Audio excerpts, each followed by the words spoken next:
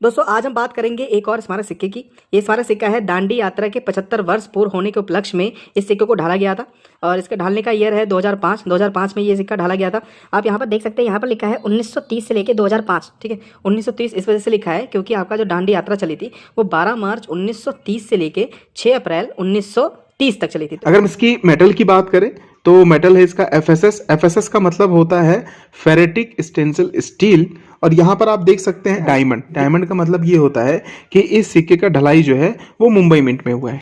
अगर हम इसके बैक साइड पे आ जाए तो यहाँ देख सकते हैं कि 5 लिखा हुआ है, भारत रुपए और एक अशोक स्तंभ सत्यमेव जयते। ठीक है, वहीं अगर हम इस सिक्के के वेट की बात करें तो 6 ग्राम, थिकनेस की बात करें तो 2.2 mm और डायमीटर की बात करें तो 2.3 mm।